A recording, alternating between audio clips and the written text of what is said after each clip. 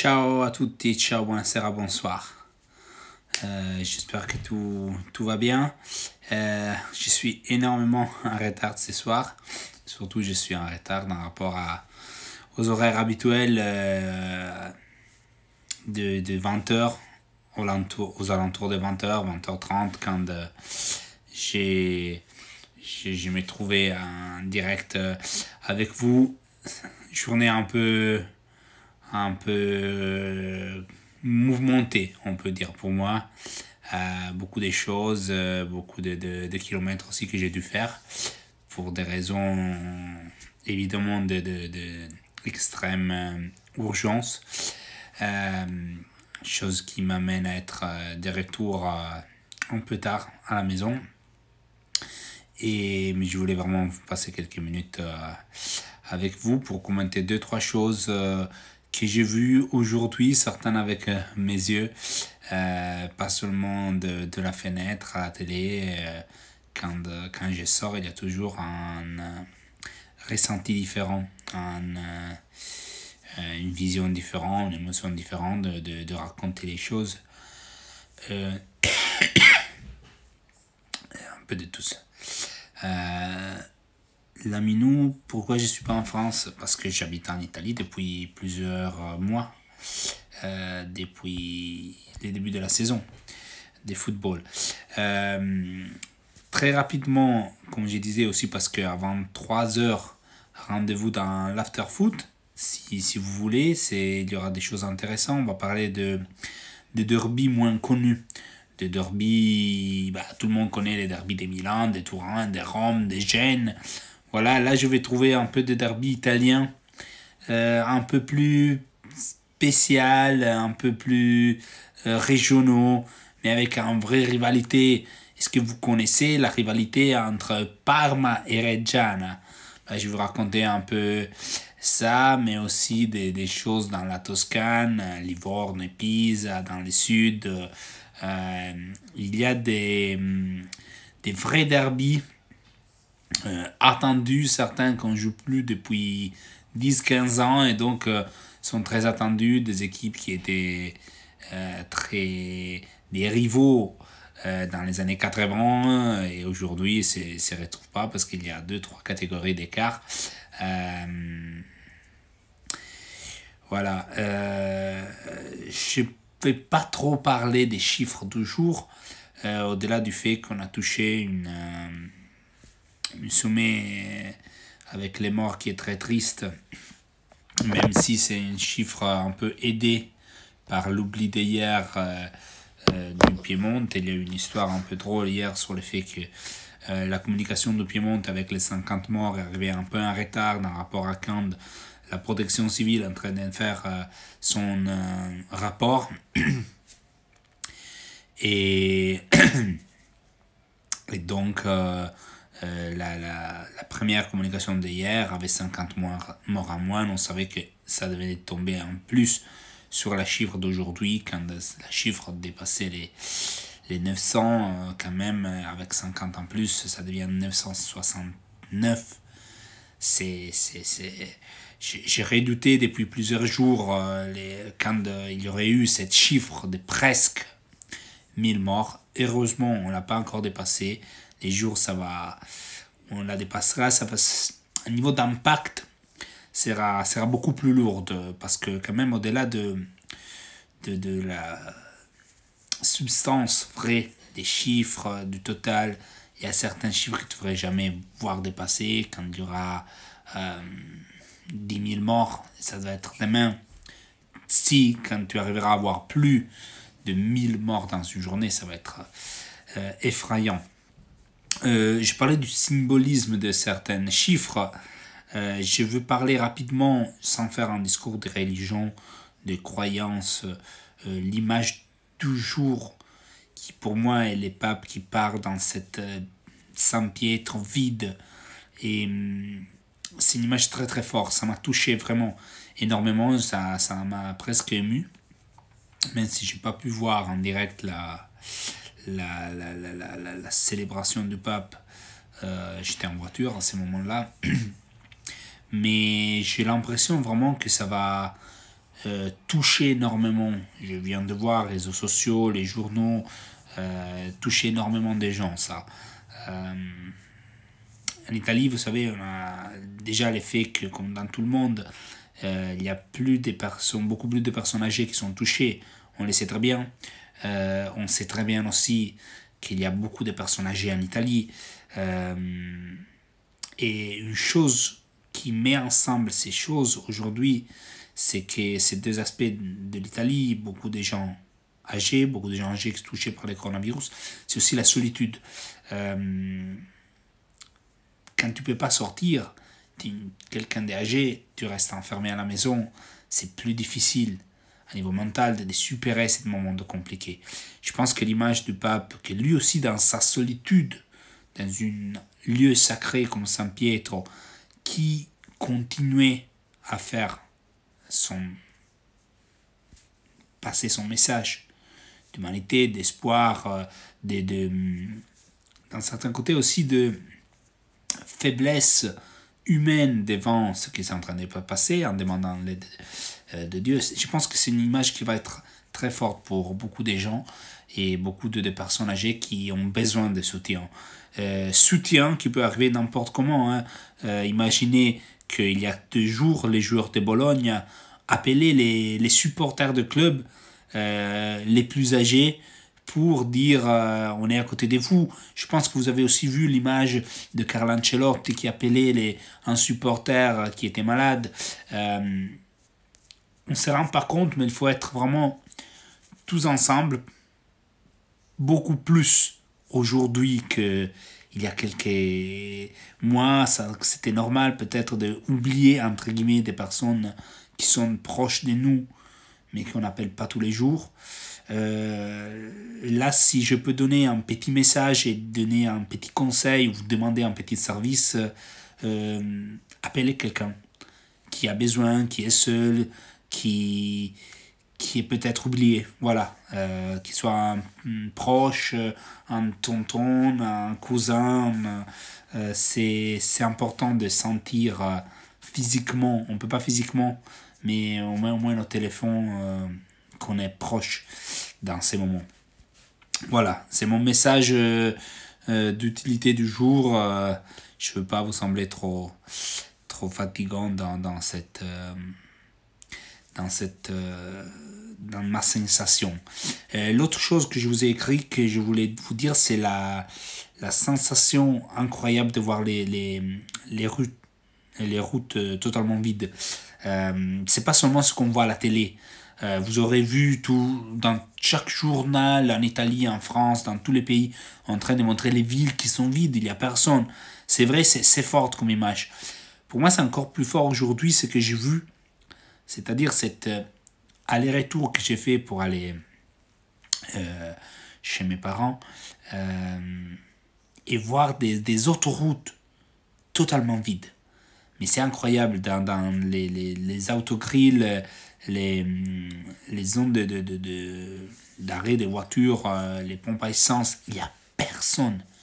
Mais c'est des choses, la chose plus surprenante pour moi, l'effet presque cinéma qui m'a surpris, c'est les corbeaux, les grands oiseaux qui sont dans l'autoroute, tranquilles. Il y en a eu plein cet après-midi. J'ai sorti des torrents. Il n'y avait aucune voiture devant moi. Et tu vois les oiseaux tranquilles, petits, mais les grandes aussi. Ça me faisait penser à des scènes de Walking Dead. Quand il n'y a personne sur l'autoroute, tu vois les animaux. Et peut-être on ne se rend pas compte parce qu'on ne peut pas sortir. Là, j'ai dû sortir et je me suis pu rendre compte. C'est encore plus fort, encore plus frappant pour moi, cette image. Alors, j'ai pas vu vos questions pour l'instant, je viens en train de voir vos messages. Je vais récupérer un peu. Déjà, merci pour tous vos messages et vos soutiens.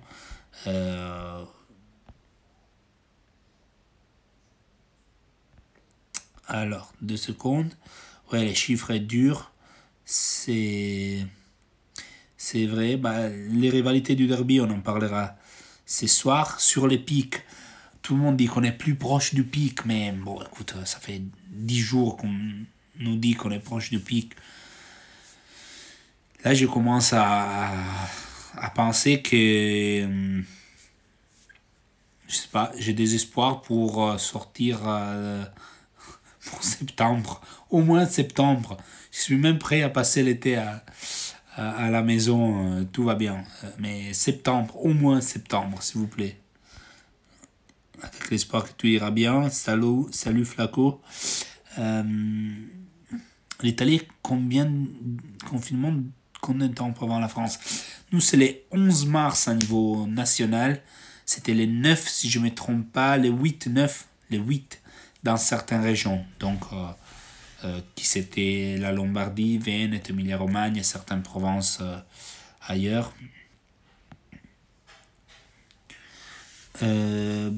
Alors, Alexis, oui, c'est vrai que les nouveaux cas, quand même, ça augmente à un rythme mineur. Donc, il y a beaucoup d'espoir pour voir les nouveaux cas.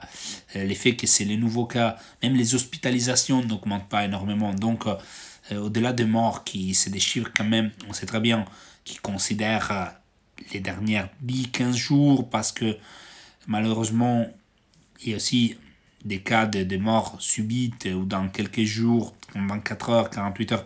Généralement, les morts, c'est des situations qui s'empirent jour après jour. Donc,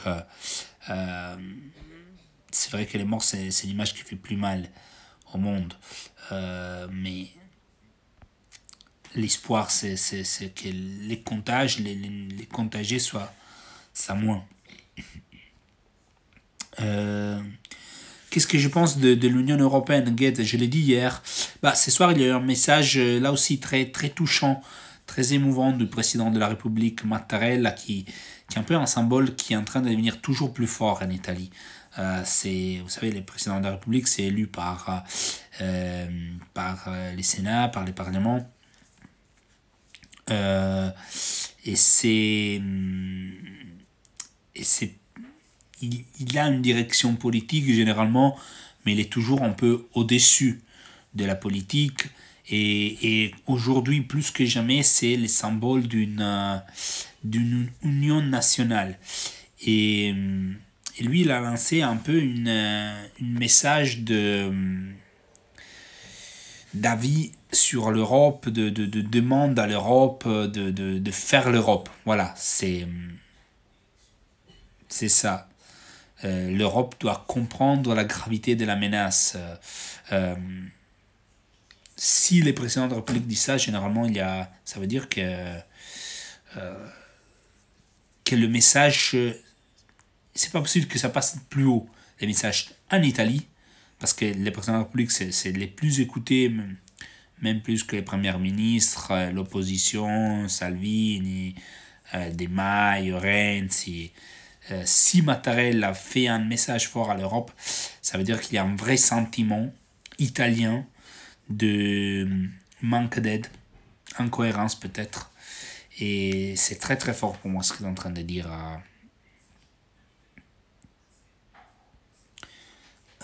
Anthony, je suis seul et c'est très dur en France, voilà, mais tous ceux qui sont seuls, qui ne peuvent pas aller au travail, mais après, j'ai pensé aux personnes âgées, vraiment, parce que moi je l'ai vu avec mes parents qui sont un peu âgés. Ils ont leur rythme. Ils ont besoin de suivre leur rythme, de sortir, d'aller acheter même les pains. 3 œufs, 4 tomates, je sais pas. C'est vraiment pour se sentir un peu plus vivant. Et ne pouvoir pas les faire, ça fait du mal énormément au niveau plus psychologique que physique. Donc voilà, c'est vrai qu'il y a des cas de solitude à chaque âge. Mais sur les personnes âgées, ça peut faire vraiment plus mal. C'est pour ça que je vous dis, si vous avez un parent, quelqu'un dans la famille vous savez qui est seul, appelez-les, ça va faire énormément de bien. Peut-être aussi, à vous aussi.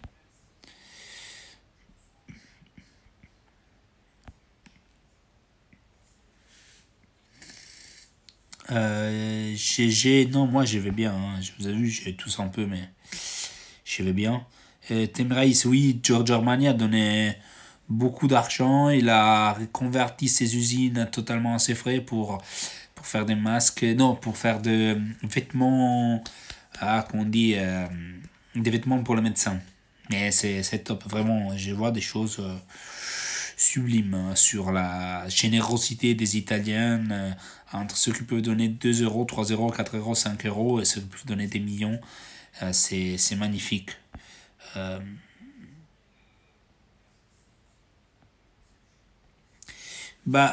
Pourquoi les sud de l'Italie est moins touchés? Déjà, niveau de mouvement, qu'on peut dire des liaisons avec les Nord, c'est un peu plus. L'Italie est un peu cassée en deux à niveau de production économique, d'infrastructures. Euh, L'Italie du Nord, surtout la zone des Milan, des Bergame, c'est une zone hyper productive, beaucoup de liaisons, beaucoup de mouvements. C'est eux qui avaient plus de connexions avec l'Allemagne, avec la Chine, dont sont partis les premières comptages qui après sont arrivés en Italie. Donc on verra bien. Pour l'instant, le Sud n'est pas touché, moins touché. On est tout heureux de ça. Mais il y a eu des situations un peu dramatiques.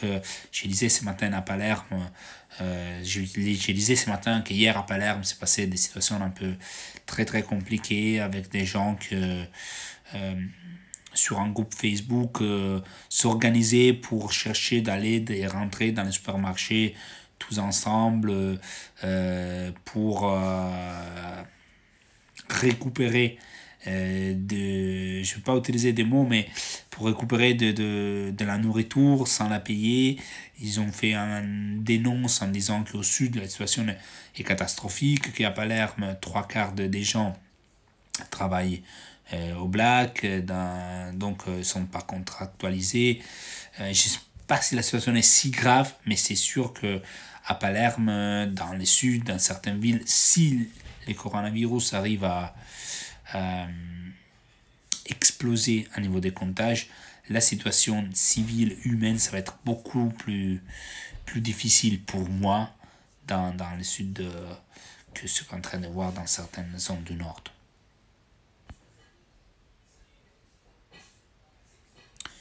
Detzerbe, c'est un entraîneur que j'aime bien. La pizza était bonne, la pizza n'a pas été mangée. La pizza, je les amenés chez mes parents, c'est eux qui vont la manger. Standing ovation, non, c'est trop gentil. Merci, Forza Italia, on est tous ensemble, merci. Septembre, toi, Toto, j'espère bien. C'est triste de voir l'Italie comme ça, imaginez pour moi combien c'est triste.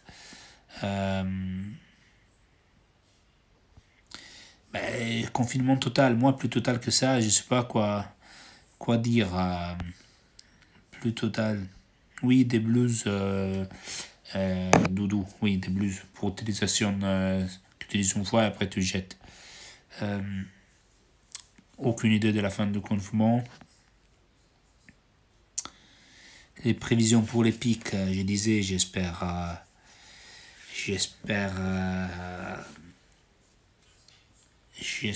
on peut espérer la semaine prochaine. Les régions cèdent, oui, les régions cèdent. Il y a des malades qui sont déplacés d'une région à l'autre.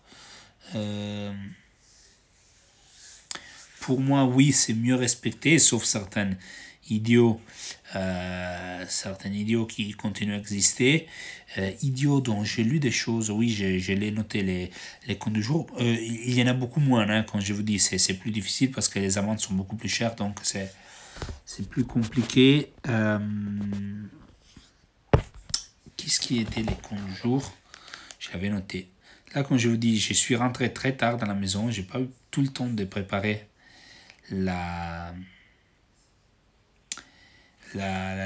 notre rendez-vous. Ah voilà, je l'avais ici. Je l'ai trouvé. Je l'avais noté sur l'autre téléphone. Et c'était c'était pas d'aujourd'hui, parce que comme je vous dis, c'est plus difficile. C'était d'il y a quelques jours, mais ça méritait vraiment les prix. Alors, les comptes du jour, c'est un monsieur qui... Ah oui, oui, l'âge, c'était quel âge?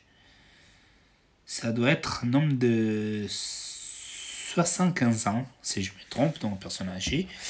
Mais bon, c'est pas, ça peut arriver. Qui était trouvé, qui était verbalisé par les flics dans une ville qui était à côté de la ville où il était résident.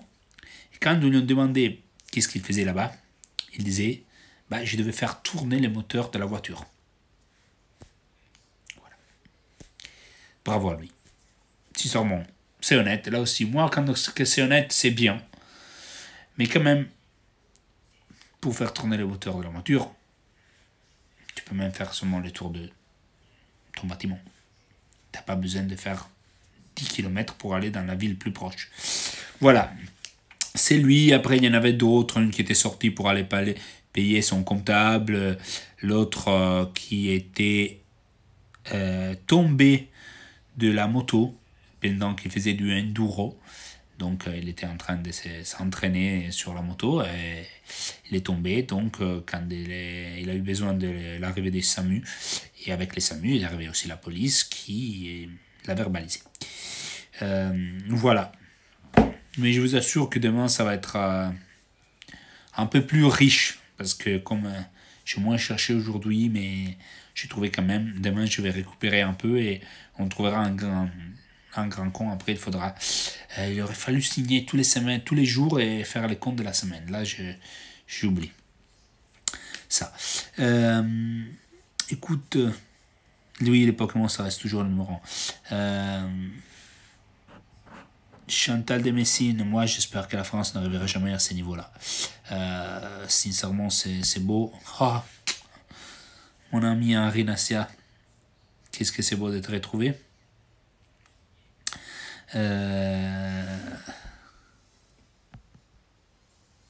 L'amende maintenant c'est à 400 €.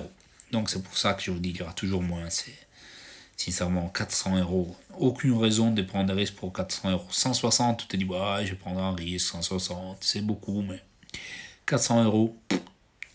Il y aura plus en italien on l'a dit les fourbetti. C'est les petits malins. Personne n'est petit malin pour 400 € là. Je vais préparer l'after. Parce que j'ai rendez-vous dans 1 heure avec vous sur RMC. Les derbies, certaines histoires. Il y en a une incroyable sur un derby entre Livourne et Pise du 1959 que je vous raconterai. Je vous raconterai une Atalanta Brescia qui s'est restée dans les cœurs avec un numéro 10 magnifique, protagoniste. Les plus beaux numéro 10. Le numéro 10.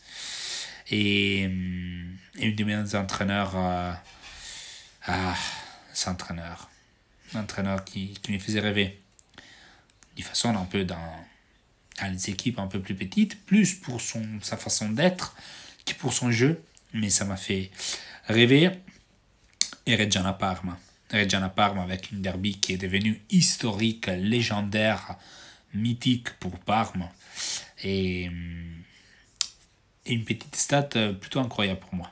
Bon, je vous embrasse tous. Merci pour avoir partagé ce temps avec moi. Désolé pour les retards, désolé parce que ça a été très court ce soir, mais voilà. C'était une journée un peu, comme je vous dis, compliquée, mais c'est bien de la terminer avec vous et avec votre amitié, vos messages et vos soutiens. Et restez à la maison, comme d'habitude. Maintenant, il n'y a même plus besoin de le dire. Non, on a fait l'habitude. On est à la maison et on est tous ensemble et ça se passe bien. Ok. Ciao. Buona serata. Ciao. Bonne soirée.